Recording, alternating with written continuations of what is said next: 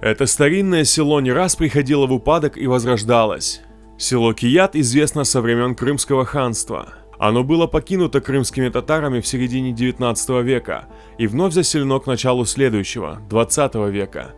После депортации 1944 года село вновь опустело и вскоре было переименовано в Бранное поле, а позже в Уварово.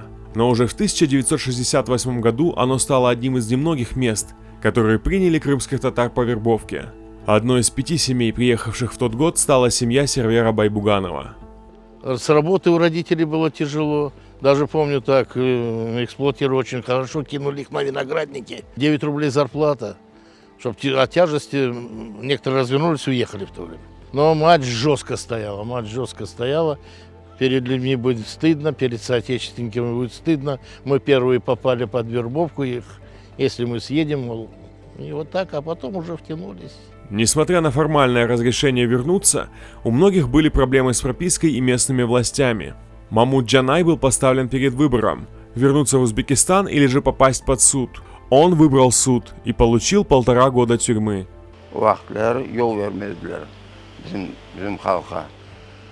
Misafir gelse de aman ardından misafir otursa 3 gün önce bunda olsa ama milisa gelir de çok bu kim ne için bunda başlarlar dibinin aramaya. Sonra kaysın bundan derdiler.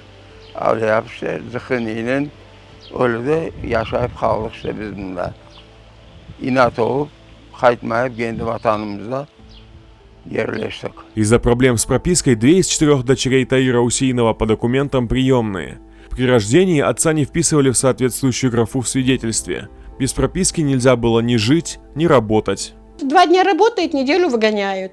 Потом опять вызывают на работу. А я вообще с детьми сидела. Нам даже угля не давали, ничего не давали. Мы вот, я же говорю, он ходил вдоль железной дороги и собирал свою шапку, уголь. Потому что у меня ребенок был маленький, Фатмашка. И это было 2-3 месяца. Тогда наш народ же был дружный. Они никогда не бросали в беде.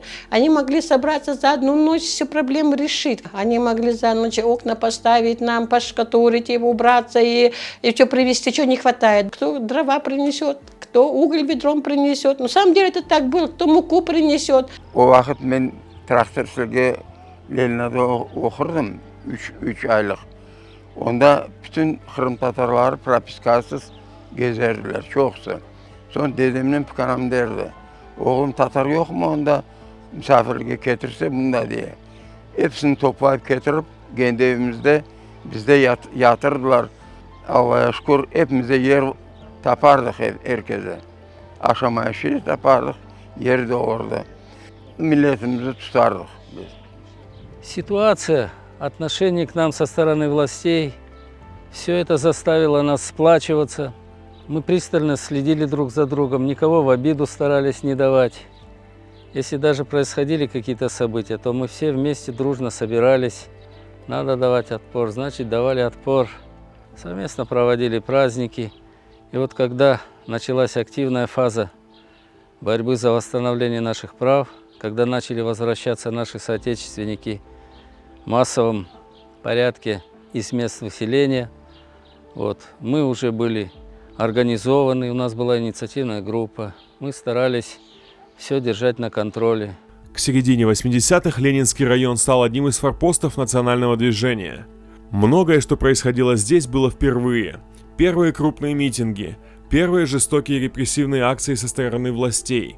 Из-за удобного расположения тут останавливались и обживались многие, кто впоследствии активно участвовал в борьбе крымско-татарского народа за возвращение. Самые яркие мои воспоминания – это те, что маме приходилось уезжать. Уезжать и не на 1 день, а на недели. Вот, и мы видели ее по телевизору. И мы вот так сидели, смотрели. Абла, баба, там, или еще что-то. Смотрите, Анашку сейчас покажут там. Вот это хорошо запомнилось, потому что мы же еще и переживали. Это были не мирные акции, были некоторые последствия. Мы немножко волновались. Сейчас Кият вновь умирает. Здесь нет воды, здесь нет работы и каких-то внятных перспектив. Молодежь разъезжается по всему Крыму в поисках лучшей жизни. Тут осталось 15-20 крымско-татарских семей. Да прирос с корнями, ты знаешь, вот, родное село. Предки здесь лежат. и мы здесь будем воспитываться.